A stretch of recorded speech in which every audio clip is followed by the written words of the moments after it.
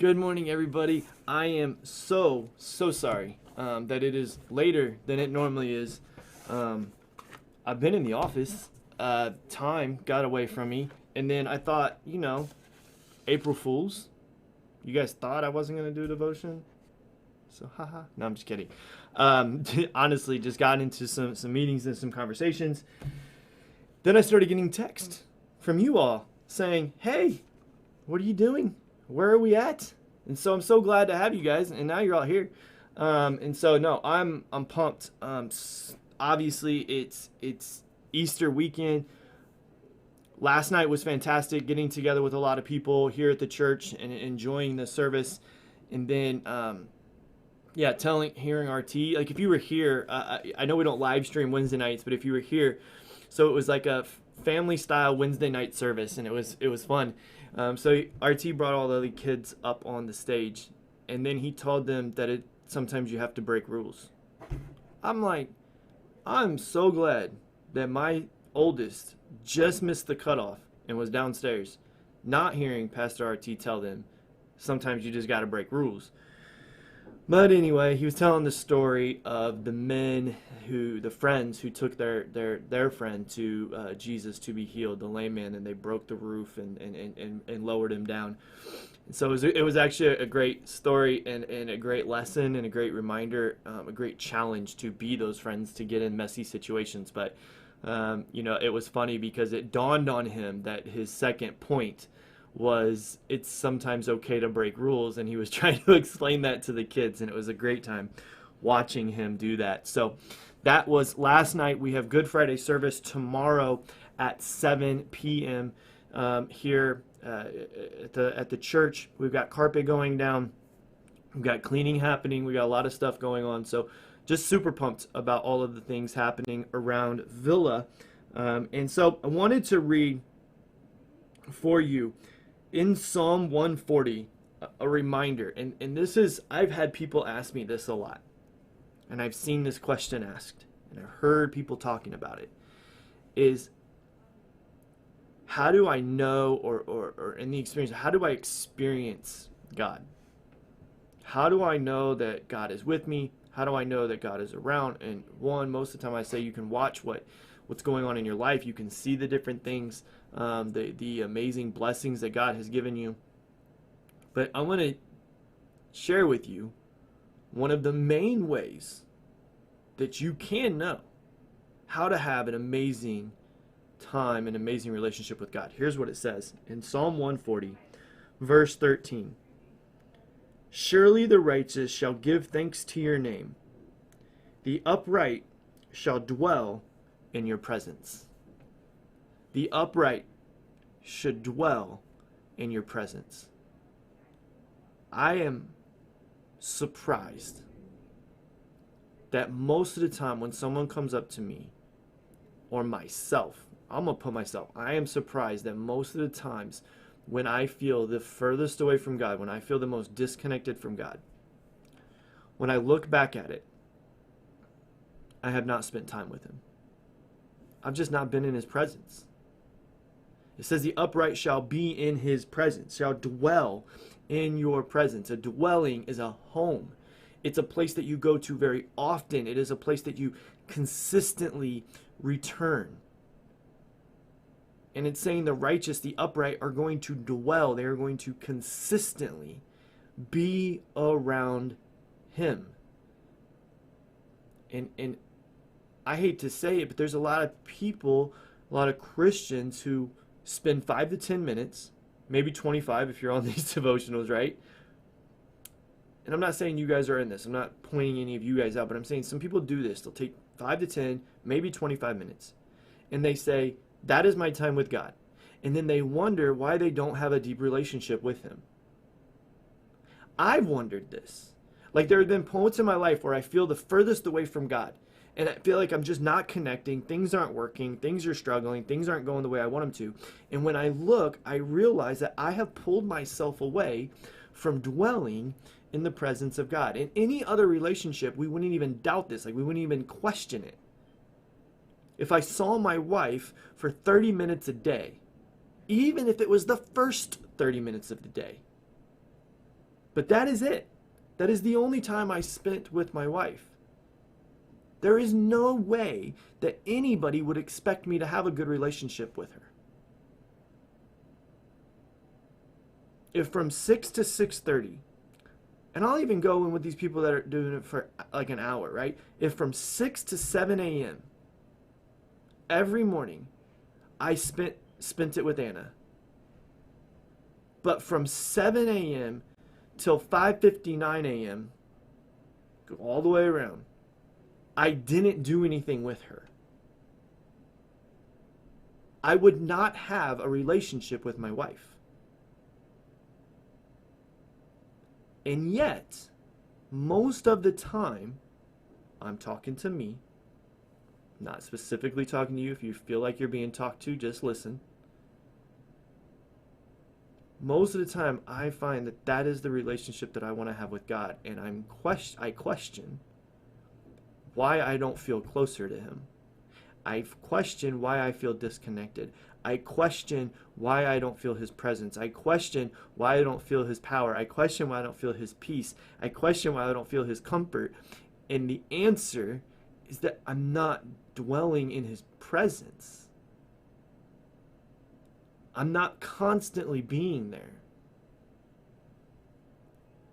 I leave home in the morning to come to work, and I text my wife. We text throughout the day. We can call each other throughout the day.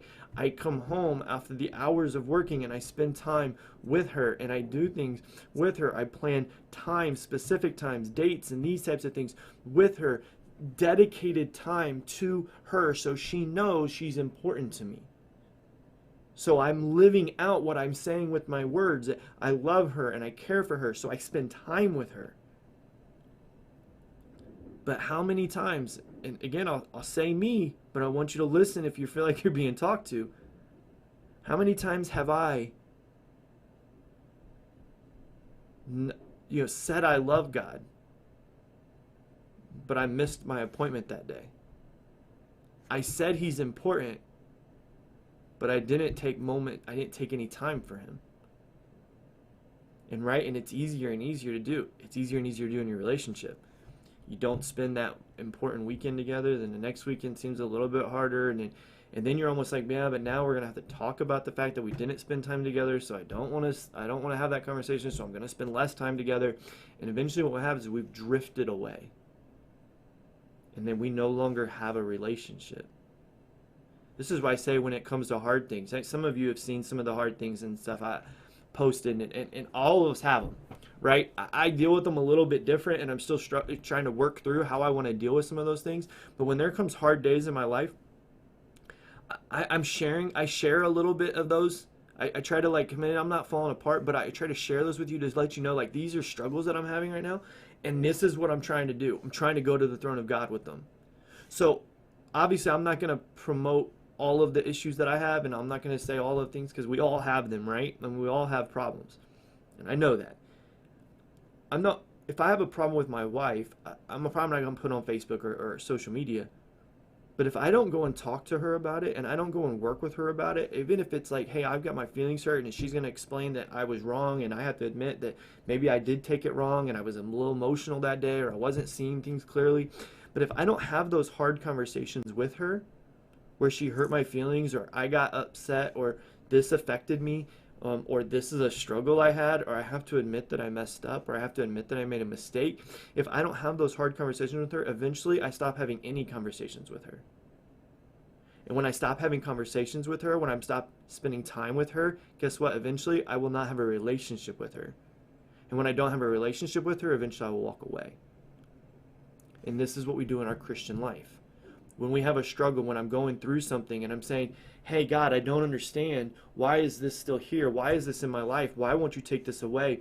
Why is this pain here? Why is this challenge here? Why am I having these feelings? Why am I having this? Some of these I share with you as just somebody that tries to share my life. I'm trying to be an example of, so when those things come, you know what I do? I go to God and I say, I don't understand, God. What's going on? Because here's my fear. If I don't do that, if I don't go to God with it at that moment, I don't even care if I'm upset with Him. But if I don't go to Him and I don't say that, then the next time I may not. And then what ends up happening is that then I stop saying anything. And so now I've got these doubts and I've got these fears and I've got these problems that I'm not going to God with. And so I stop going to him about those. So then eventually what happens is I stop going to him about other things. And then I stop going to him about anything. And then I stop growing. And then you know what? I just decide that relationship's going to be too hard to rebuild. I just don't want to do it. And I can tell you multiple people that I know in my life that have followed that exact path. And so as a pastor, as a speaker, I'm trying to explain to you, like, this is how I deal with things. Like, so when I'm in a bad place, I'm going to run to God. I'm going to say, God, I don't understand. Why are these thoughts here? Why are these pains here? Why are these challenges here? What are you going to do about it? And I'm not doing that to freak anybody out or to challenge, mess anybody or make people think I'm not, I'm not safe. I'm doing that to show you, like, this is what you should be doing too. You don't necessarily need to post it. Maybe you do. I don't know. But you need to be going to God. You need to be having that prayer. You need to be doing that thing. You need to be explaining. When we see here, we need to dwell in that presence, even if it's bad, even if it's hard, even if it's a challenge, even if it's uncomfortable. Dwell in his presence. Be around him, and you will be upright. What's up? Make sure you tell the good people online that we got the produce. Getting interrupted. What? You guys got produce? See, if you don't, these people are crazy. Remind me, someone post produce, and I'll say it in a second. But I just wanted to challenge you, and I'll finish it up here. If you do not spend time with God, and I'm not talking like if you spend 5 minutes with God, if you do not dwell present with God, if you are not constantly being around him, and I'll give you some practical applications. How do you do that? One, play some good worship music. Get rid of the junk of the world. Play some good Christian music to get your mind on him, thinking about him, challenging yourself with him, understanding and being reminded of his presence, of his glory, of his wonder, of his awesomeness. Fill your brains with that. All right, that's one thing. Stop filling it with everything else. Stop putting all of the other stuff in your brain that you don't need. Like you don't need that stuff. So get rid of those things. Pray. Take time throughout the day when things pop in your brain to just stop and talk to him. We send text to a friend. We can just stop what we're doing in the moment and saying, hey, I was thinking about you today and I just want to say hi. Or, hey, I'm struggling today. What do you think? Or, hey, I need help. Or, hey, I need this, right? We can easily do that. We just pick up our phone and we stop what Miller are doing. Most of us are doing it very rudely, right? We'll just do it in front of people. We're having conversations. Something pops in our head. We pull out our phone. We start texting people. We need work on that. I'm saying that. Why don't we do that with God? We just stop in the middle of the day and be like, God, I'm just here. God, I need help. I'm struggling with this. This is hurt. We may not be able to work at this right now, but can I just send you a text message? Can I just send you a quick prayer, God, that says, hey, I'm going to need help with this later. Remind me of this when we're talking tonight. When I get home and I'm praying, remind me I need to tell you this thing. Why is that bad? I mean, some of us are like, that's weird. Why? Why is that weird? My brain says, why is that weird? But brain, it's not weird. It's what I do with everybody else. Take a moment. Sit there. And then get some dedicated time. I know that's talking about just the morning, right? Yeah, I wake up every morning next to Anna. I say every morning, like 98% of the mornings, right? There may be sometimes I fall asleep on the couch or whatever, but you get the drift. I wake up next to Anna. Okay, so I wake up next to God. But what am I doing is dedicated time.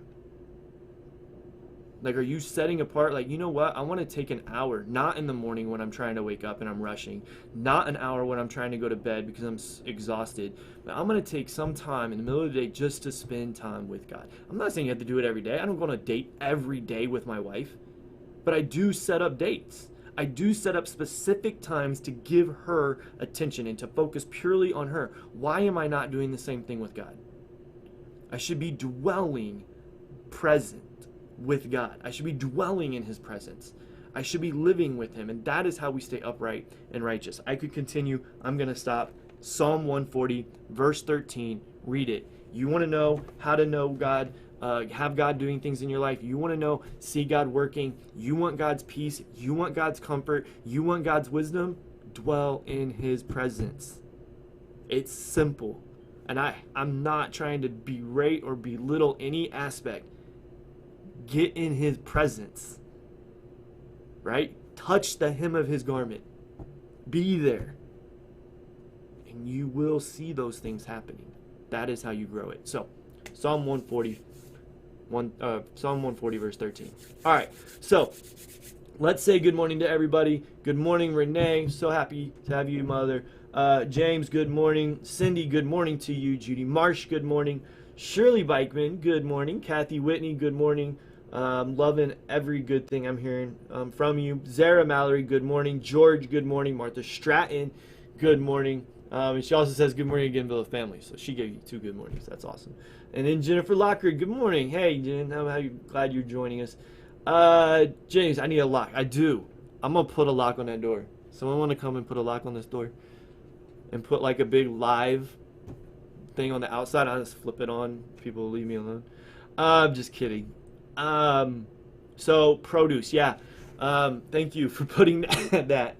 We got a bunch of produce in. I haven't seen it yet, but I know what we've been getting in the past. So we got some produce. If you need some produce or you want some produce, come down to the church today. Do it today, because produce, it's fresh. You want it today, believe me. Come today, get some produce.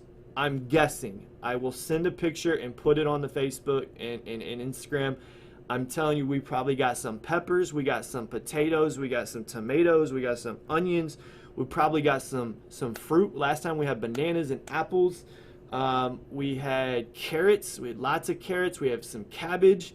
So you need to come. If you're like, hey, what do I do with cabbage? Here's what you do with cabbage, all right? I'm gonna tell you what you do with cabbage. You take a cabbage, take a thing of cabbage, you cut it in 4 pieces, all right?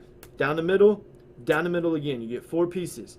Then you take some blue cheese dressing, you pour it on that thing. You take some blue cheese crumbles, you pour it on that thing, and then you crumble up some bacon, boom, salad. It's fantastic. You should try it. Carrots, you just eat those. Don't cook them. Autumn and I, like, we are 100% on this right now. Like, you just, raw carrots are where it's at. You don't need to cook carrots. That completely changes the flavor. And so, what wish the Comptons. So yeah, you need produce. Come get some produce. I got options. If you want options, dude, you can make a hash. You ever made a breakfast hash? Here's how you do it. I'm like, these are, you're getting free tips right now, and you can come get the ingredients.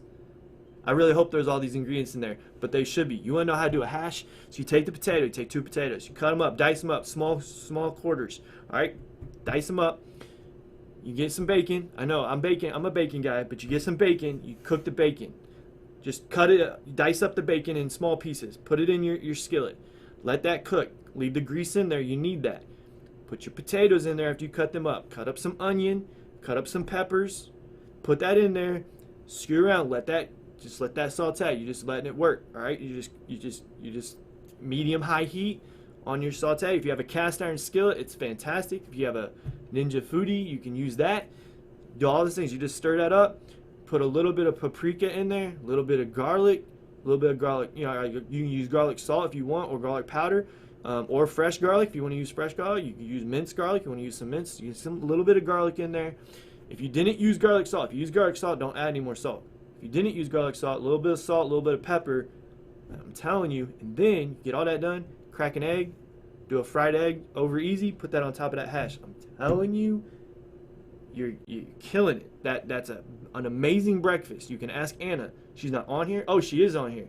She just said cooked carrots are not better. She's wrong. She put cooked carrots are better. Absolutely inaccurate. Cooked carrots are not better than raw carrots. So, but she's gonna tell you about that hash, because that hash is amazing. Yes, happy anniversary to the Comptons.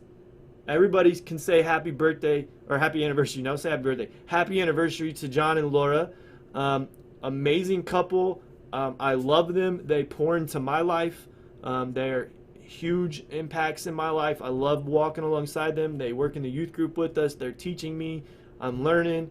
Again, along with Kathy and Daryl, there are some people. I mean, I could talk about all these people teaching me stuff. So anyway, happy anniversary to John and Laura today. Yeah, Anna's looking forward to another hash on Sunday because it's amazing. And so she's right. The hash is amazing. We can disagree on carrots, but she doesn't disagree on the hash. So come get ingredients. We got to get rid of them. We're giving them so we can give them to you. That's what the whole plan is. We get them, we give them. That's what it is. So come see us, make some hash, make some other things. If you got other ingredients, other recipes that you want to make with the ingredients that you get here, share it. That's a great share post right there. Post it on your social media, tag Villa, and just say, hey, 22 years? Lord, that's crazy. You guys are awesome. Some relationship goals right there. So 22 years. Love you guys. I love all of you. I really appreciate you guys all joining us this morning. Sorry it was a little bit late. April Fools. It's not April Fools about the produce, though. Come get that and have a good time with it. So love you guys. If you need anything, reach out to me. Bye.